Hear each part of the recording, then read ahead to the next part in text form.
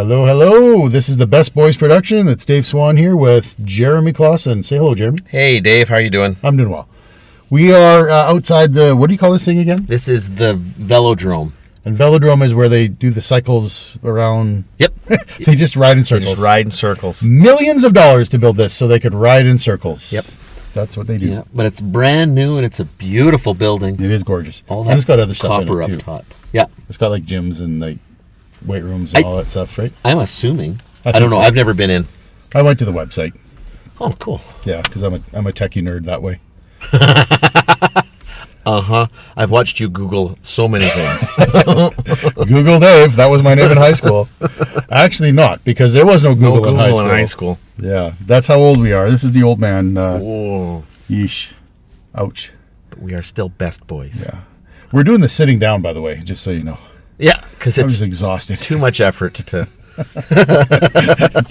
two guys sitting in a car. Sit in the cars in a high school parking lot. Does not look good, Jack. Oh, just also this got awkward. Oh, Dave, why'd you have to do that? Oh. Anyways, yeah, it's a little bit chilly out. A little bit chilly. We're getting to the end of summer because it's October. We're almost at the beginnings of winter, I think. Ugh, don't say the S word. Yeah. It's coming. That's what we say in our office. Nobody say the S word, and it won't come. That's true. And for those of you listening, we live in Edmonton, Alberta, which is very north. And do you know that Edmonton is the farthest northern city in the world with over 1 million people? What? Yeah. The farthest northern city in the world that has over 1 million people in it. Really? Yeah. I would have assumed something in like one of the Scandinavian countries would be bigger than us. Really? Oh, that's cool. But I don't think, like you think of us, what's, name me a Scandinavian country, like Sweden and that? Well, yeah. Yeah, like they don't have, like their whole country's population is like, I don't know, 6 million, 7 million. Actually, I'll Google it, Jerry. Why don't you just I'm gonna Google that? Tell them about your life. See, here we are talking about like our cold city, how we compare to other cold cities. Actually, summer, just in defense, summer in Edmonton is quite spectacular. It is wonderful. It's beautiful. We had an amazing river valley. Yeah. That's not the only good thing about Edmonton, but that is a highlight. Even weather-wise, like the weather's nice in summer. It's warm, beautiful, and winter gets really cold. Can be. I teach summer school though, and I tell you, when it can get hot. Oh, it can get mercilessly hot. Teaching, I feel bad for the students in my room. We get fans going, but I mean, let's face it. You got 35 kids in. Oh, gross. High school kids in a room. They don't shower. Oh. It's a little ripe. I have this debate every single summer. I think I should get central AC for my house. It costs about five to 7 grand, but it only gets super hot for like 2 weeks. I know, and then the rest is manageable. Which is why my wife and I bought one of those portable ones. Yeah. And shoved it in my son's room because his window worked kind of the best for that, and then we have fans blowing it out there. That does your whole house? No. I'm like, there's no way. In fact, it hardly does more than his room. Yeah. But we're very optimistic. You keep trying every year. Our energy bill is huge. If you just believe hard enough, you'll feel cooler. Okay, so back to our thing. There's 10.5 million people in Sweden as of 2024. Okay. So my point is, like Norway, which I believe is the capital.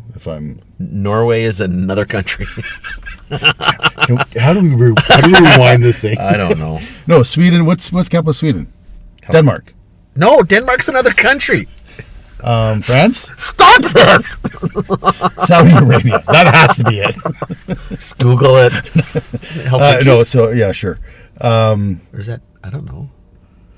Well, just for reference, Norway, the country, not the city, Jeremy. Norway, the country. Thank you, Dave. Thank you. Norway has 5.5 million. Finland, also another country, has 5.6 million. Finland. Okay, what are the capitals of those countries? Norway is. I'm not going to look it up. Norway. Oh, Dave, better look it up. Come on. No, I got to get this. Just let Google tell you. Finland. So I can't do it. Anybody that has been listening already knows you Google. What is the capital of Finland, Norway, and Sweden? Probably should have said capital. Or Oslo, Norway, of course, and Stockholm, Sweden. I knew all these. Helsinki was. I knew them. I just didn't. I'm on the spot. Yeah.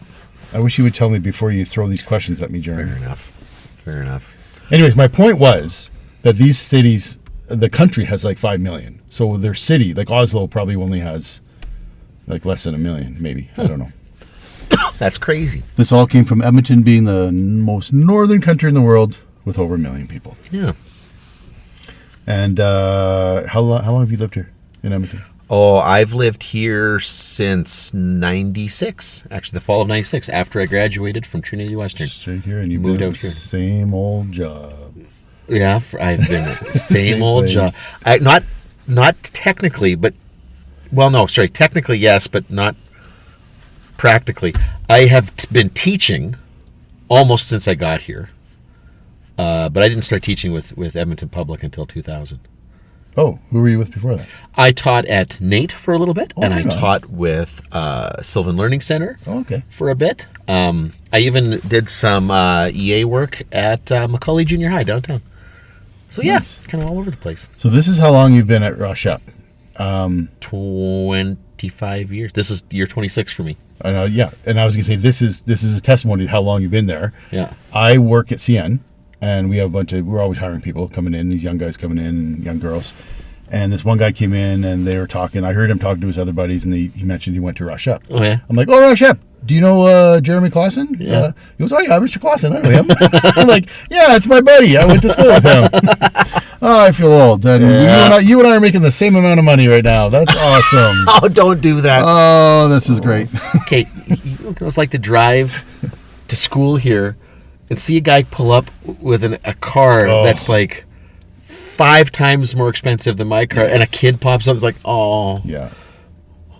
I'm questioning the choices, but I tell myself I'm changing lives. I'm changing lives, and then everybody laughs, and it's like, yeah, you're right. You're changing lives. Yeah, that guy I knew. He didn't say anything good about you, but no, I'm just kidding. I'm joking. He actually said he didn't have you for any classes. Oh, okay. Yeah. He That's wasn't a the big brightest school. guy in the world, so he probably wouldn't have been in your A plus or what do you call it? Oh, the IB class. IB class, yeah. Hey, you know what? Speaking of that, in my high school, when I was in high school, this guy pulled up one day in a Lotus, like a student, and we're all like, "How on earth does this guy afford a Lotus?" And we're all kind of like giving him the stink eye and like, oh, rich kid, blah blah blah.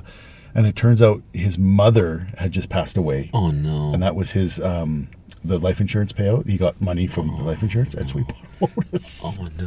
So I kind of judge him, but I kind of don't. You kind of feel bad for him, but I'm like, oh, okay, I get it, kind of. But see, in my head, where I thought that story was going was it's like the car is probably stolen, stolen. No, there was no black choir that came out and started singing when I saw him. Stolen. But he was a total like math nerd. So that's the other thing. We're like, are you trying to be cool, Brethren? Like, what are you? Kindred spirit. Yeah, Lotus Esprit. That was something. Crazy. In high school, having that. But yeah, I had the same thing. I went to a very rich kid high school, and I was not a rich kid at all. And it was. I didn't. We were all kind of on the same. But it's a whole different world when you're a full-grown adult, and there's young kids that are. I know. Driving nicer cars than you. That's okay. But that's not how we're measured, right? Nope. Not by what we drive or how much money we have. No. What do you mean?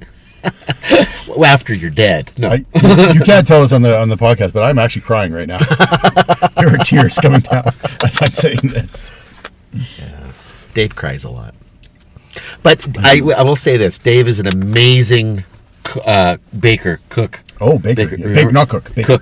Baker. Yeah, I can't cook with beans. I can't even cook beans, but I can bake. Yes, he can. Yeah, I love baking. I remember once Dave, there was a group of us kind of living in this house all together, and Dave Dave, you were about to make cookies. Yeah.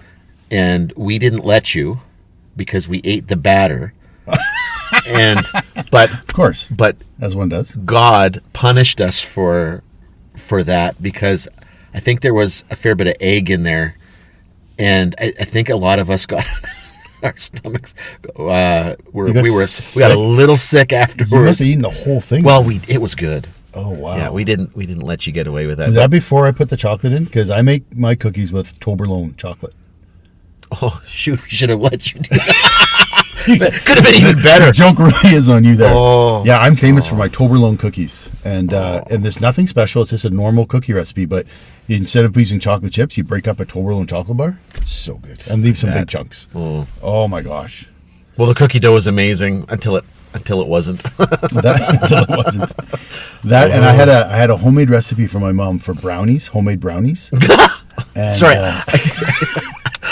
You say that, yeah, brownies, quote marks in the air, brownies. Oh yeah, I know Dave. There was nothing special in them, but I impressed a lot of girls at Trinity with those. They were like, "Oh my gosh, these are so good." That is true, actually. Yeah, even like I was aware that's how Dave was wooing women. That's it. With That's the food. thing. They say the way to a man's food is stomach. No, how's it? I'm pretty sure That that's is how it goes. not how they That's say it goes. The way to a man's food is stomach. For sure, that's how it goes. The way to a man's Oh, heart is I was trying to impress them with how good I was at calculus. Turns out women aren't that impressed with that. and yet he keeps trying. I know, you're right. I'll find it one day. One day. And then Pam's like, "Oh, fine."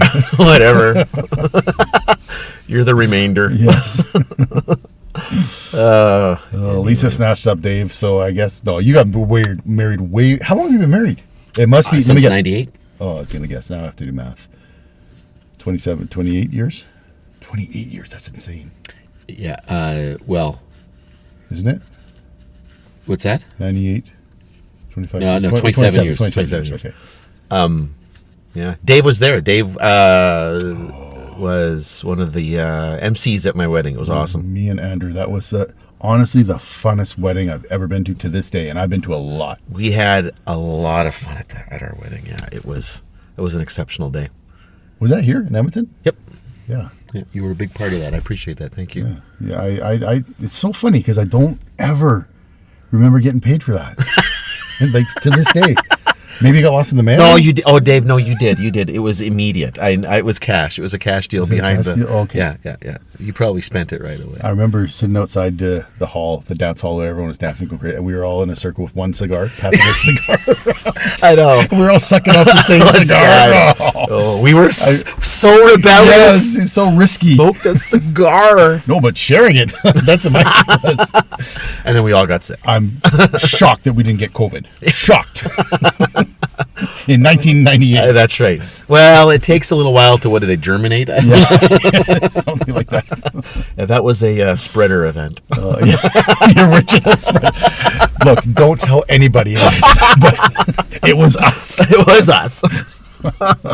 Oh, nuts. Good memories. I love good memories. That's what this podcast is, just memories, us telling stories. Yeah. Do you ever go to summer camp? Oh, I went, well, okay, as a camper, I went for several, actually my first experience at summer camp, Yeah. You know what, I'm not going to say what camp I went to because it wasn't a good experience. Okay. And I remember getting very homesick, and then I remember getting physically sick. Oh. And I remember From being homesick? I don't know, probably. Or from the food? Well, I don't know. So here's where the story picks up. So I was in like the nurse's room, lying down, and she wanted to give me some apple juice, and I told her, look, I'm not feeling good. And she goes, no, this will help settle your stomach. Well, okay. So I had this apple juice. Oh. Like I just exploded, and I felt terrible. I soaked everything, but I felt like I told you. I didn't want to give you the warning. So my mom and dad came and picked me up. And then the next time I went to camp, it was through our church. And I didn't want to go home. Oh, cool. Oh, it was amazing. Nice. And then after you go through that a few times, and you start working at camp. Yeah. Yeah, it's a whole subculture that's it's very. When you have camp friends, it's a special. I can't even describe it. It's so different than your normal friendships. Well, because you're living through the same experience, with these kids that are your responsibility, and it's what on earth is going on? Like I had a good friend of mine who was also a counselor at camp, and I used to do at night with the boys. is they were, well, he would wrestle with them, and then he would get up on the top bunk, and he would grab guys' underwear, like the ringers, and push them off. And their underwear would rip, whatever.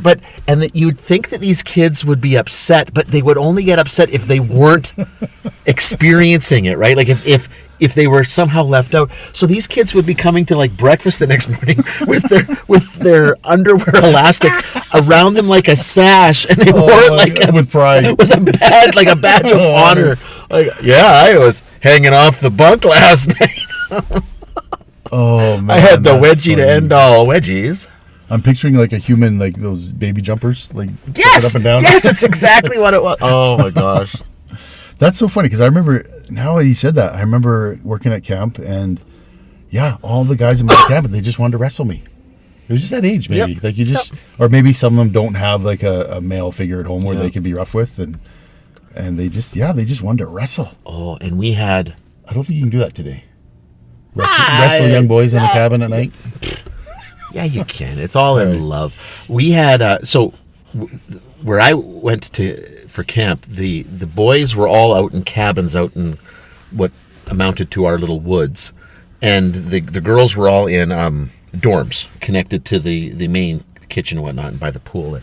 So the guys were all out in the woods there. So I just want to think about it. There were outhouses. But in the middle of the night, boys got to go to the bathroom. Opens the door. Yeah, they're not going to the outhouse. They take 2 steps, and that's 100%. Where they're going. And all the guys knew it. Yeah. I mean, look, that is just what is going on here, and nobody was blind to it. However, so then you would play these wide games, right? Yeah.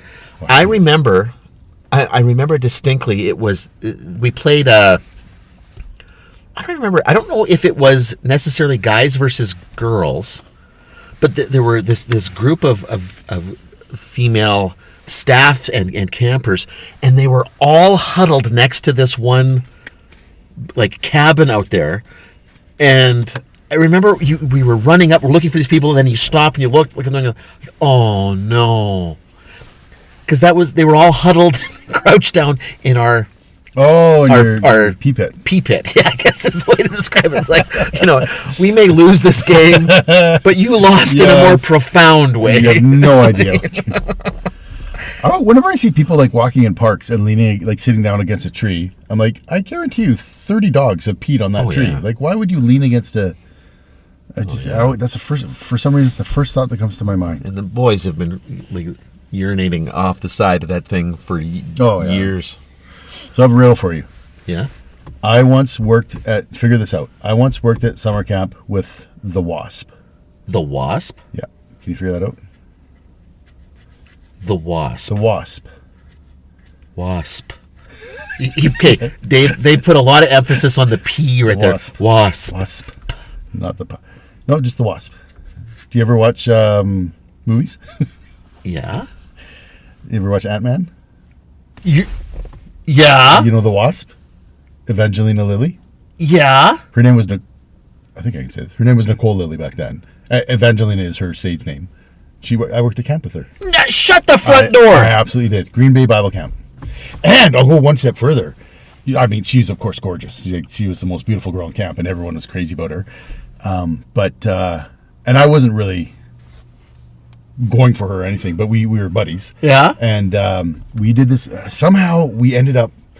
It's on the Okanagan Lake, so there's a lake there, and somehow we ended up in the water with like fully clothed, with jeans on and t-shirts, and someone must have pushed us in or something. I can't remember how we got in there, but I remember thinking, oh well, we're in here now. Let's goof around, like no, not goof around. Dave, we did the what do you call it? That Dirty Dance move where Patrick Swayze lifts up what's her face, Jennifer Grey. You know that move I'm talking about in Dirty Dancing? I'm pretending I don't, but I do. But yeah. So I think it was her idea. So I lifted her up. I had my hands on her hips, and I lifted her up above my head, and we fell into the lake. It was fun. Okay, so shortly after we got married, my wife and I and her family, we were off at a ski trip, and in the pool that night, we were all just fooling around, and so my wife and I did that. The next morning, I couldn't get out of bed. I had hurt my back. This was in my weightlifting phase, so I was pretty jacked. Oh, I don't think I've ever been through a phase like that. I don't have a weightlifting phase in my life. That's my one claim to fame, because she got pretty famous after Lost. She's such a nice girl. She was really sweet. I really liked her. That's so cool. And drop dead gorgeous, of course. But super fun. I'm one step away. That's awesome. Oh, I thought you were going to tell me about who you're one step away from. Well, okay. Well, if we're talking about like that universe, I know this is kind of a weird link. I know Colby Smolder's high school math teacher. Yeah, maybe don't brag about that. Where did she go to school? Vancouver. Really? Yeah. Oh, I didn't know she was Canadian. Yeah. Okay. Anyway. And she's connected with Tom Cruise because she did a movie with Tom Cruise. So that means, what's that? Did she? Yeah. Reacher, one of the Reacher movies. Oh, okay. I didn't know. And so you're like would that be 2 steps away? No, 3 steps away from Tom Cruise. Jeremy. Yeah, we're almost like this. We're almost brothers, cousins. Anyway. That's a fun game to play, how many steps away you are from famous people. Yeah. I have a picture of me with Alan Thicke, even though he's not aware that he's in the picture. I don't know if our listeners will know who Alan Thicke is. Oh. That's an oldie. That's oh, shoot. Okay, well. Shoot, now I just feel old again. No.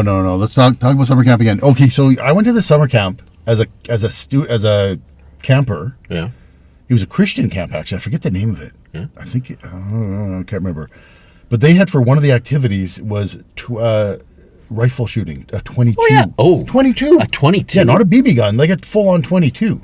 Wow. I'm like, they had a rifle range. We had pellet guns. Yeah, that's crazy. That's nuts. Wow. That's a little intense for a Canadian Bible camp. Yeah, I'm pretty sure they don't have that anymore. No. But every camp had archery. Did you ever do archery? Oh, yeah, we had archery. Yeah. Did you ever have the game where you go find the counselors, whatever, go out and hide, and then you got to go the kids got to go find them? Yeah, they call that the weekend. Yeah, well, no. But we used to do that where you'd have to find the staff. Like a night, wide game at night? In the evening, yeah. Yeah. And then my best friend, when we were at camp together, we would just leave the camp. We would just walk into the next field and just walk out a ways and just sit there. And then we'd come back. Where were you hiding? Well, I'm not going to tell you. That would ruin it. We were at Wendy's. You were close. Actually, at one point we did drive off and go to a restaurant. We came back when we knew it was about time for the end. It was the best. We were the best at that game. I worked at one camp. Was I ever a camper there? I think I was just a camp staff worker there. But it was on an island, Keats Island. Oh, okay, yeah. Yeah, and so you couldn't go anywhere. Like, you were stuck on that island. But that was fun. That was a great... I bet. There was one time we had like this free time, and there was another staff guy. His name was Rob Thompson. Super cool dude. I went to Trinity with him, played rugby with him. He was just an awesome guy. And probably one of the most athletic guys I've ever seen in my life. Like, he could start a new sport that he's never played before, and within a week he'd be the best on the team. Like, that kind of guy. Like, just total stud. And we were throwing a baseball in the middle of the camp, like a kind of open area, and everyone was doing their things. Some people were sitting in a group, like, talking and whatever. Everyone's just free time. And we started throwing harder and harder. And this is back when I was, like, really motivated to be a baseball player. Like I remember that. Yeah, I knew that. Really hardcore into baseball and really wanted to go all the way. And so I had a good arm before I screwed up my shoulder, before I had surgery and everything. So I had a really strong arm, and he, of course, was a jock, and we were throwing so hard, like it got progressively harder and harder, that you would not want to blink when that ball's coming at you, because you had to see it. Like, we were like wide-eyed and just catching, and there's people all around us. And there's one time where I forget who it was, maybe he missed the ball, and I threw it, and this girl was leaning over. They were sitting in a group, leaning over, and her hair was hanging down, and the ball went through her hair. Didn't hit her, thank the Lord. Oh, I thought that was... hit any. No. It could have been very ugly. I thought that was going to end differently. No. But all you saw was her hair go... Can you imagine? Can you imagine what she saw? Well, okay. The stupid things that you do, right? Yeah. So one summer at camp, and if anybody that had been there would be listening to this, they know exactly what was going on. The kids were all gone. The staff was there, and we had an afternoon to kill. And so the way our camp worked, we had the main building. It was a rectangular bit of land here. The main building was kind of off to the side, so there was a baseball field, and then just like a field that was connected to it. And what the maintenance guy, I think it was the maintenance guy, was looking through something, and he found 2 skis. But like little kid skis, they were blue plastic skis, right? Yeah. And it had rained, and so the ground was kind of wet, and so the idea was, well, you think we could ski behind the truck? Oh, fun! So and dangerous. Oh, so we tied the rope to the back of the truck, and then there was nothing to connect the skis to your shoes, so you had to tie the skis like it was like we were roped in there, and so it was so much fun. Oh, I bet. But then true to my form, so like Dave was talking about his friend who's like naturally an athlete, I am naturally good at math, and so when it was my turn, I broke the skis. I fell. I broke the skis, and so okay. Well, I've ruined this event. Well, no, because you don't have to ski behind it. You can just drag on the grass behind the truck, and so we went whipping around. The shirt eventually that I was wearing just came off because it just ripped off. It was so much fun. That's the best. Just dragging through the dirt in a Saskatchewan field, right? Oh man. Oh, yeah, that was so much fun. We had such a good time with that. I don't know how that triggered this memory, but it reminded me of when I was growing up. I grew up a little bit wealthy. My dad was very successful in construction. We had a pool in our backyard here in Edmonton, and we had a big backyard. Like lots these days are very small, but back then you had big lots, like a half-acre lot, like huge. Wow. And so at that time we had a Doberman pinscher as a dog. Yeah. And Dobermans are notorious for snapping, like just for no reason biting people and stuff. Like they're guard dogs. They're not I wouldn't say they're the best domestic pet because they can snap in a second and get violent. But anyway, so me and my buddy Mike, we were swimming, and the game was to jump out of the pool, run across this huge yard, touch the fence, and run back into and jump in the pool before the Doberman gets you. And he would chase you. If you start running, he would chase you. Like they're just like ingrained. Like that guy must be bad. I'm going to chase him. Yeah. So that was our game, to try to get back in the pool before the Doberman bit you. Yep. We were about 8 or 9 years old. So for us, our sort of version of that was, you said you guys had a 22. Well, we didn't. We had pellet guns, but we had a hand gun, a hand pellet gun, and we call them pistols. Okay, yeah. Okay, anyway, so I'm just going to live through this moment of embarrassment. And then okay, so we had a pistol. Yeah.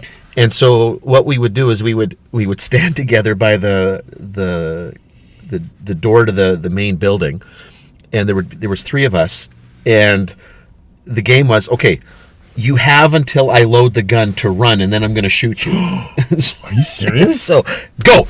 And we would start running through the field, and then out comes the gun, and then fire. And I remember you could hear the thing whew, by your that ear. would break skin, wouldn't it? Pellets? Like, yeah, it'd break skin, but I mean, it would hurt. But it's not going to kill you or anything. It's no, not going to cause any it damage. breaks skin. Oh yeah, breaking skin sounds painful to me. It was painful, but it was so much That's fun. insane. You're the guy who's like getting chased down by a Doberman. That's insane, Jeremy. You're nuts. I know.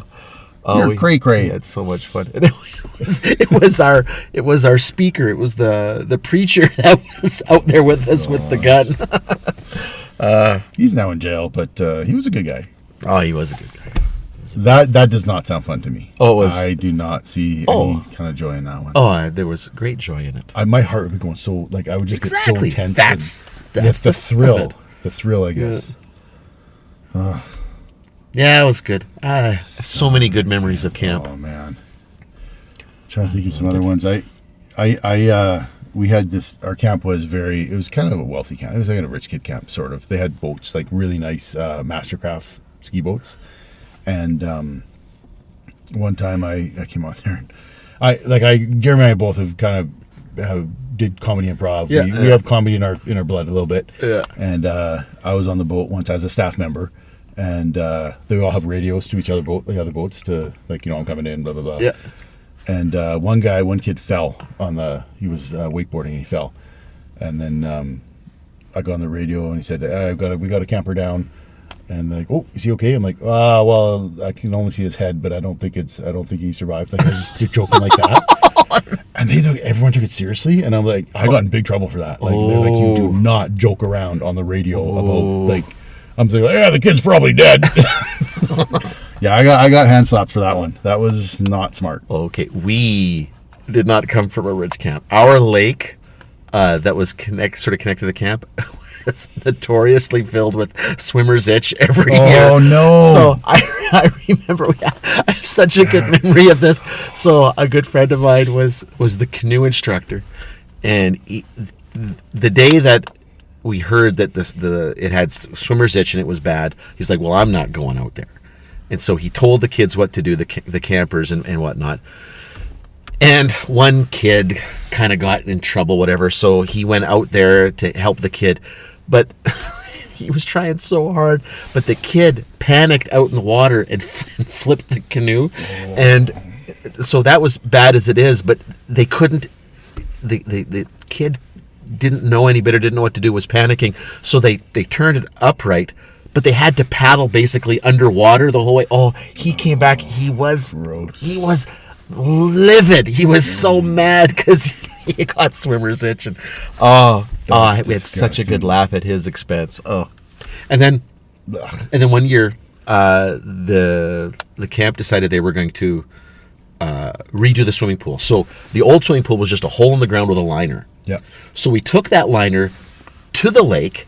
And because there was a sand pit right next to it, and we kind of worked out a bit of a groove and built a ramp at the bottom, and then we put the liner on there to make a water slide. Oh, so we thought we were congratulating ourselves how clever we are to recycle this thing and use this. And we were using buckets. Kids there would be like the fireman thing with the buckets of water, and then we put soap on there, but the thing was, we were so anxious to get this thing going, like nobody paid really close attention to the rocks that were under it. Oh my gosh. It was horrible. Oh. It was yay, splash.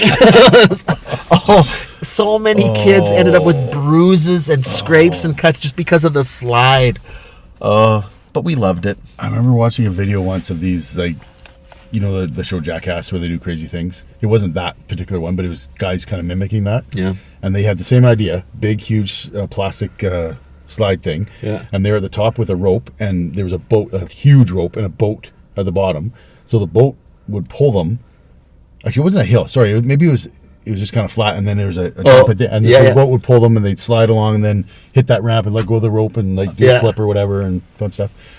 But they didn't put water on the thing. Oh no! So the first guy that went down. Oh no! Oh, they showed his chest. It was all this. Oh, I can't even talk about it. Like I don't know if he even has nipples anymore. Like it was so much skin missing from his chest. I'm like, oh buddy, how much would that hurt going into the water after that? Yeah. That'd be terrible. Makes my knees cold just talking about it. So, yeah. Oh, good memories. I miss camp. Yeah, that was good times. Yeah. Well, anyway. Well, that was good, Jar. Yeah. Oh, by the way, my wife says hi. Oh, Jada says hi to you. Oh, hi, Jada. All right. All right. Well, this has been Best Boys Production. Thank you for listening.